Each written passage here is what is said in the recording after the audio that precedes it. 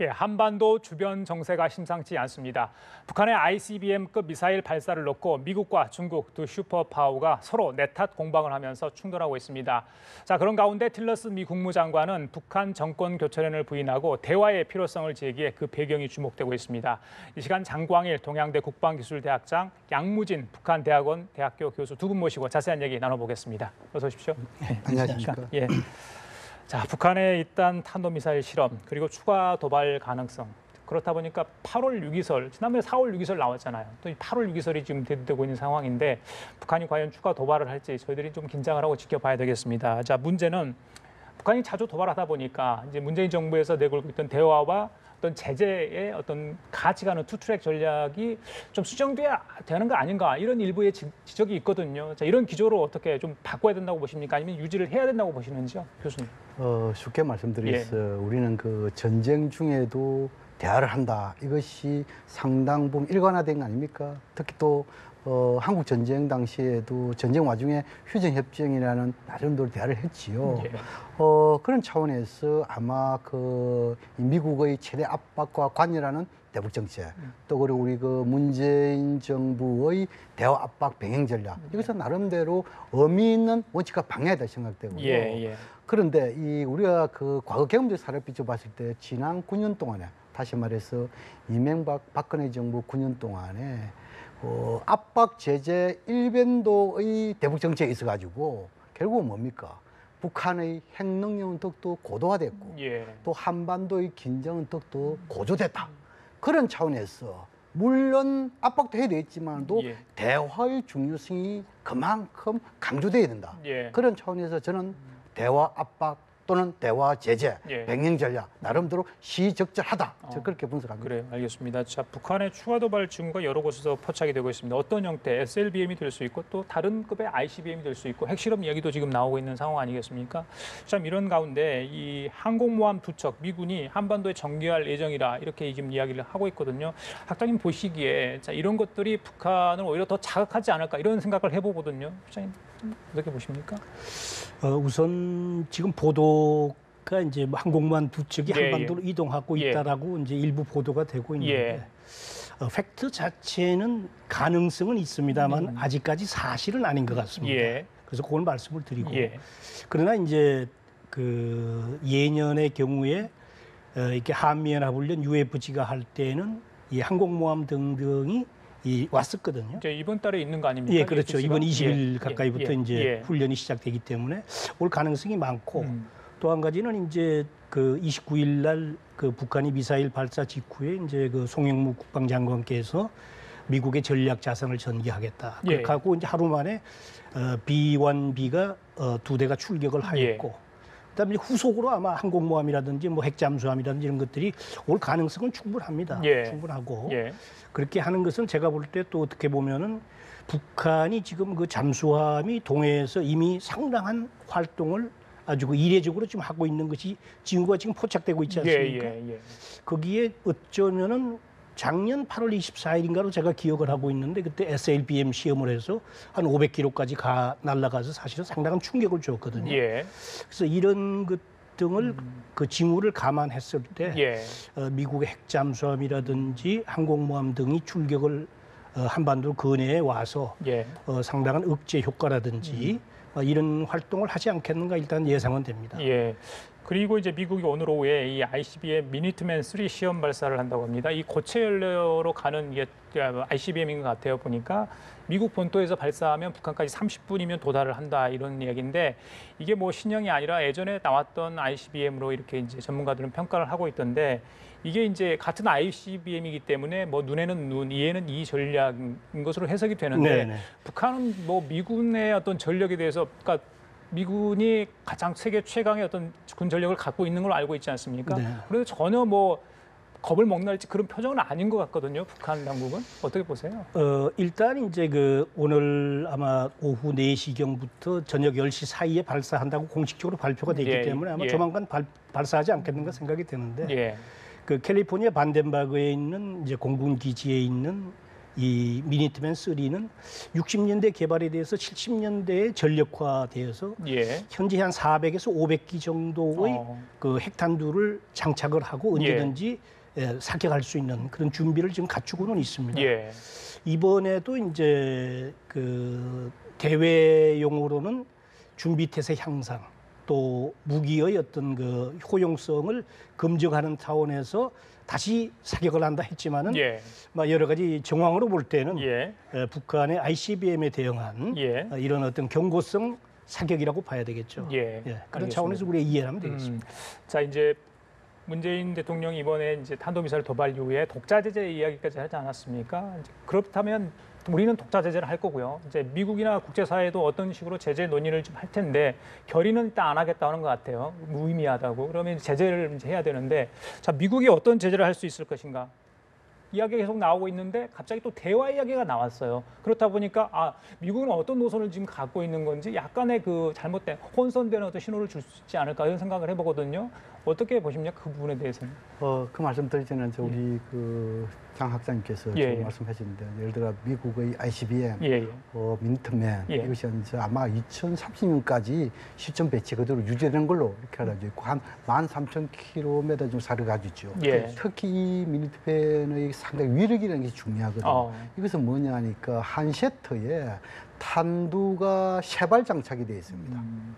이 세발 장전 이 한 발이 이 지상에 떨어졌을 경우에 이것이 이제 우리가 그 45년도에 일본의 히로시마 여기에 대한 원포 여기에 대한 위력이 약 한 15킬로톤 이렇게 알려져 있잖아요. 이 15킬로톤의 20배가 넘습니다. 그렇다면 다시 말해서 약 한 발에 300킬로톤의 일종의 위력을 가진다면은 아마 이 한 셰터 미니트맨의 한 셰터가 평양에 떨어지면은 평양 200만 인구에 이것이 초토화될 가능성이 있다는 겁니다. 이 상당히 그 위력을 가진 것이죠. 그래서 아마 이걸 가지고 이제 북한에 대한 일종의 뭐 심리적인 압박, 뭐 이런 대북 억지, 뭐 이런 효과가 있겠죠. 그렇고 그다음에 지금은 이제 미국의 대북 정책과 관련해 가지고 저는 지금은 이제 트럼프 대통령의 워딩. 전쟁론, 또 그리고 틸러슨 국무장관의 대화로 어찌 보면 두 사람을 각각 띄놓고 보면 일관성이 있습니다. 예를 들어 가지고 트럼프 대통령은 계속 압박 제재에 좀 관심을 뒀지요. 그런데 틸러슨 장관은 대북 정책에서 최대 압박과 관여 정책, 뭐 북한에 대한 무슨 내임 제재 없다 이건 이미 다 밝혔잖아요. 이 두 사람을 이거 각각 띄놓고 보면 기존의 그 주장을 제약하는데 그러나 미국에는 큰 틀, 지금 현재의 상을 보면 상당히 엇박자입니다. 두 사람이 이렇게 다른데 우리는 그러면 어떻게 따라야 될 것이냐. 근데 우리 한국에도 보면은 전문가들 보면 좀 보수적인 전문가들은 전쟁론에 무게를 둔 압박론에 무게를 둔 트럼프 대통령의 이야기에 집중하고 있고 또 진보적인 학자들 보면은 대화를 이 틸러슨 장관이 그 있단 말입니다. 할 수가 없어요. 그래서 이럴 때일수록 미국은 지금은 이제 아마 대북 정책과 관련해 가지고 아직까지는 철학과 전략이 없다. 저는 그렇게 보거든요. 지금 현재 백악관 상황이 굉장히 혼돈스럽잖아요. 그렇죠. 그러니까 그런 것들이 이게 외교 문제에서 좀 드러나지 않나 싶은 생각이 들어요. 한 몫을 내지 못하고 있잖아요. 그게 이제 예를 들어 가지고 혼선을 주는 것이 전략적 목표다 하면 그건 맞는 것이죠. 그러나 미국이란 대국이 투명성 이것이 미국 힘 아닙니까? 그것은 결국 이제 혼선을 주는 목적은 아닌 것 같아요. 어쨌든 간에 지금 이런 상황일수록 우리는 뭡니까? 결국은 문재인 대통령이 강조하고 있는 한반도 문제의 평화적 해결, 주도적 역할 이러한 원칙과 방향을 결코 소홀히 해서는 안 된다. 물론 이러한 정책에서 가장 중요한 점이 뭡니까? 대화 압박의 병행 전략입니까? 과거 9년도에 보면은 병행 전략 한다 할지라도 전부 아니면 전무라고 했잖아요. 결국은 압박과 제재 일반대로 하다 보니까 한반도 어려졌기 때문에 아마 문재인 대통령 그런 것을 잘 알고 아마 원칙과 방향을 지킬 것이다 생각합니다. 뭐 잘 이렇게 요약을 해주셨는데 다시 한번 이제 그 틸러슨 장관이 언급한 내용은 그 지난 이제 28일 날 심야에 발사를 하고 나서 미국 조야에 아주 강경론이 들끓었잖아요. 그렇습니다. 이런 것들을 이제 상당히 혼란스러웠습니다. 미국의 목소리가 과연 무엇이냐? 라는 데 대한 어떤 정리 차원에서 국무장관이 기자회견을 자청하고 공식적으로 이게 미국의 공식적인 어떤 입장을 밝힌 걸로 저는 생각이 되고요. 예. 그 주요 내용은 이제 조금 전에 말씀하신 기존의 최대의 압박과 관여라는 그런 틀 속에서 쓰리노 세 가지. 첫째는 예. 북한 그 지금 뭐 여러 가지 얘기가 특히 이제 그저께 뭐 이 레짐 체인지 정권 예, 교체를 맞습니다. 하겠다라는 그런 어떤 일부 언론에서도 예. 그 뭐 이렇게 나왔는데 예. 그 레짐 체인지 하지 않겠다. 정권 교체 않겠다. 두 번째 북한 붕괴 시키는 거 뭐 원치 않는다. 세 번째 한국의 통일 가속화시키는데 그렇게 뭐 앞장서서 활동하지 않겠다. 이런 그 세 가지 어떤 기존에 해왔던 얘기를 다시 한번 강조하면서 예. 그동안에 무슨 뭐 이 선제 타격이라든지 또는 참수 작전 비슷한 얘기라든지 예. 이런 것들을 정리하면서 이 북한에게 다시 한번 어떤 의미에서 예. 이 자제하고 도발을 더 이상 할 것을 좀 이 그거 하면서 예. 그리고 이제 마지막으로 그리고 대화의 기회도 있다라는 이제 메시지를 예. 미국의 입장에서 줬다 이런 의미가 상당히 알겠습니다. 강하다. 자, 미국 언론에서 이제 우리 방금 학장님 말씀하신 것처럼 레짐 체인지, 정권 교체 이야기가 지금 나왔습니다. 그것과 아울러서 이제 미국과 중국 간의 어떤 빅딜설, 그거는 이제 체제 붕괴 이후에 또 그 직전의 모습, 이후의 모습에 뭔가를 구상한 다음에 나올 수 있는 얘기들인데 이런 얘기들이 지금 계속 나오고 있거든요. 그래서 미국과 중국이 과연 빅딜을 할 수 있는가? 많은 분들이 현실이 떨어지다, 현실성이. 그런 분석이 좀 우세한 것 같아요. 교수님 생각은 어떠세요? 우리가 과거 경험적 사례를 쭉 보면 예. 한반도 문제와 관련해 가지고 빅딜스를 한 4가지 정도 사례를 들 수 있습니다. 예. 첫 번째로는 그 이 북한 문제와 대만 문제의 빅딜스입니다. 다시 말해서 미국은 대만에 대한 군사적인 지원 이것을 좀 더 완화시키는 그런 차원에서 중국은 북한에 대한 군사의 압박을 좀 강화시키는 이런 빅딜설이 하나 있습니다. 두 번째는 뭡니까? 경제적인 빅딜설입니다. 다시 말해서 지금 미중 간의 무역 불균형을 상당히 심각한 거 아닙니까? 여기에서 미국이 트럼프 대통령이 무역 불균형 이 부분에 대해서 강조를 하지 않을 테니까 그만큼 중국은 북한에 대한 압박과 제재 좀 더 강화시키라. 뭐 이런 빅딜이 하나 있을 수 있어요. 그 세 번째로는 사드와 관련된 빅딜설입니다. 예를 들어 가지고 지금 이제 트럼프 대통령이 사드 이 부분에 대해서는 어느 정도 일시적 연기 또는 철회 이게 있을 테니까 중국은 북한에 대한 원유라든지 식량이라는 이런 중단을 해달라. 뭐 이런 빅딜이 있고 최근의 빅딜설이 뭐냐 하면 키신저 전 국무장관이 내놓은 빅딜설입니다. 다시 말해서 미중 간에 뭔가 이렇게 그 조율해가지고 북한 김정은 정권 레짐 체인지하는 것이죠. 체인지한 이후에 주한미군을 철수한 이런 빅딜이에요. 그런데 키신저 장관과 이런 빅딜을 한다면 결국 뭡니까? 레짐 체인지와 주한미군 하면 이건 뭡니까? 주한미군 같은 경우는 만약 협상에도 충분히 할 수 있는 부분이잖아요. 굳이 이렇게 빅딜스가 할 그 필요 없단 말입니다. 어떤 간에 이런 4가지 가정선상에 봤을 때 이것은 뭡니까?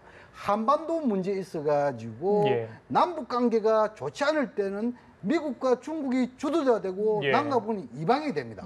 그런 상황에서 항상 이런 빅딜이 나옵니다. 그걸 제가 여쭤보고 싶었어요. 그렇죠. 소외되는 거 아니겠습니까? 그렇죠. 주도권에. 이렇게 결국 이야기하면 결국 뭡니까? 한반도 문제에 있어가지고 미국과 중국이 주도되면 우리는 소외되면 결국 뭡니까? 한반도의 운명을 미국과 중국의 손에 들어가는 거 아닙니까?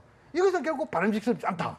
그런데 우리 흔히 이야기할 때 이런 소외라는 것은 2가지 관점을 봤는데 대부분 한 가지 관점만 보고 있더라고요. 예를 들어가지고 한반도 문제에 있어가지고 한국의 소외 속에서 미국과 북한 직접 담판하는 이것도 소위 말해 코리아 패싱이라서 한국이 소외라는데 더 중요한 것은 남과 북이 소외되는 이 패싱이 더 중요한 부분이란 말입니다. 이러한 부분도 아마 문재인 대통령이 한미 정상회담에서 평화적 해결 주도의 역할 이것은 코리아 패싱 이것을 모든 이런 우려점을 염두에 두고 가지고 나온 전략이 아니겠느냐 저는 그렇게 생각합니다.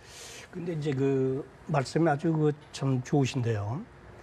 이 코리아 패싱 그 한반도 문제를 이 당사자인 한국을 제껴놓고 뭐 미국과 또는 중국이 바로 이제 빅딜을 한다라고 하는 이런 바람직하지 않은 모습의 그 남북 관계의 어떤 그 문제도 있고 또 한 가지는 사실은 이제 한미 간의 신뢰가 제대로 구축되지 않았을 경우에 그런 문제가 발생될 수가 있거든요.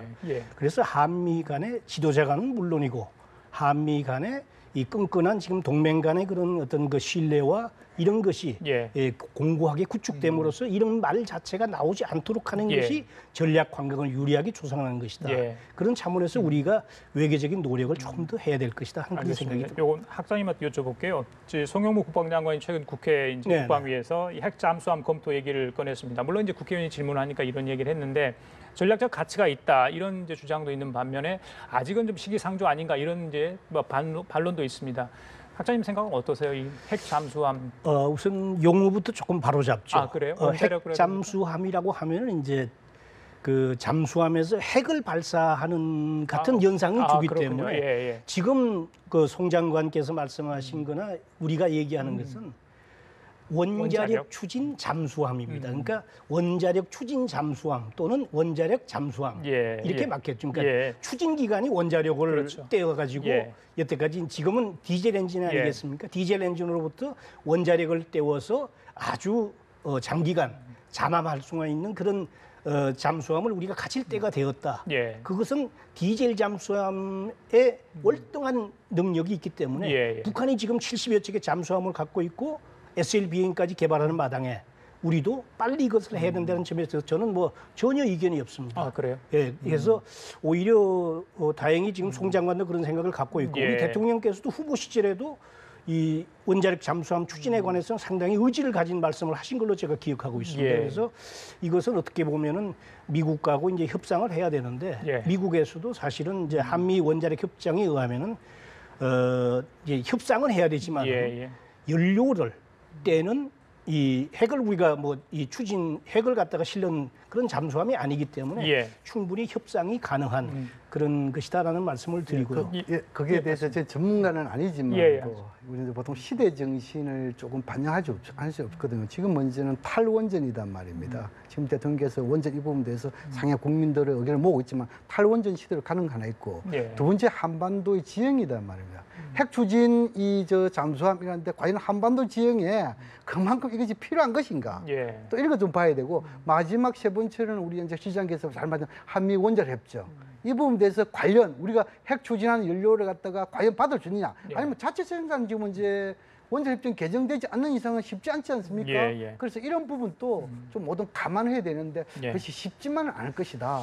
쉽지 않지만은 그래도 제일 가능성이 있는 것이 저는 원자력 추진 잠수함이라고 보는 것이요. 이 한미 원자력 협정에 의해서 그게 이제 족쇄가 달려 있지만은 이것이 이제 우리가 원자력 그러니까 그 핵 잠수함을 갖는 것이 아니고 아까 말씀드린 대로 원자력 추진 기간을 갖는 거거든요. 맞습니다. 여기는 이제 예를 들어서 그 핵을 떼면은 이것이 이제 뭐 90%, 95%가 가면 이제 그 핵 잠수함으로서의 위력을 갖는 핵무기로서의 위력을 갖는 그런 무기급 이제 그 원자력이 되지만은 요 약간 뭐 5%에서 20%요 낮은 정도의 그것은 사실은 국제적으로 용인을 받는 겁니다. 그렇기 때문에 이 문제는 제가 볼 때 우리가 좀 더 적극적으로 추진할 필요가 있다 이렇게 생각이 듭니다. 알겠습니다. 어찌 됐건 간에 이번 북한의 도발, 잦은 도발론에서 이 한국의 안보 좀 위기인 상황이라는 분석이 나오고 있고요. 한국 외교가 시험되어 있는 것 같습니다. 조금 더 어떻게 좀 차분히 할지 국민들 스스로 좀 지켜보면서 정부의 대응책을 좀 봐야 되지 않을까 이런 생각을 해봅니다. 자, 오늘 두 분과 함께 얘기 나눠봤습니다. 지금까지 장광일 동양대 국방기술대학장, 양무진 북한대학원 대학교 교수였습니다. 말씀 잘 들었습니다. 네, 감사합니다.